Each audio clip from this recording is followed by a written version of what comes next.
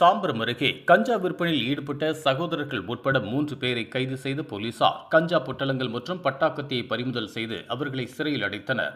சென்னை தாம்பரம் அடுத்த மணிமங்கலம் காவல் நிலையத்திற்குட்பட்ட பகுதியில் சிலர் கஞ்சா விற்பனையில் ஈடுபட்டு வருவதாக கிடைத்த ரகசிய தகவலின் பேரில் ரோந்து பணியில் ஈடுபட்டிருந்த போலீசார் மணிமங்கலம் வள்ளலார் நகர் மேட்டு பகுதியில் உள்ள சுடுகாட்டில் சந்தேகப்படும்படியாக நின்றிருந்த 3 பேரை போலீசார் பிடிக்க முயன்றபோது ஒருவர் சுற்றுச்சுவர் ஏறி எகிரி குதித்த போது கை மற்றும் கால்களில் முறிவு ஏற்பட்டது. அந்த நபரை பிடித்த போலீசார் சோதனை செய்ததில் 1 கிலோ 500 கிராம் கஞ்சா பொட்டலம் மற்றும் பட்டாக்கத்து இருப்பதை கண்டுபிடித்த போலீசார் மருத்துவமனையில் கட்டு போட்டுவிட்டு நடத்திய விசாரணையில்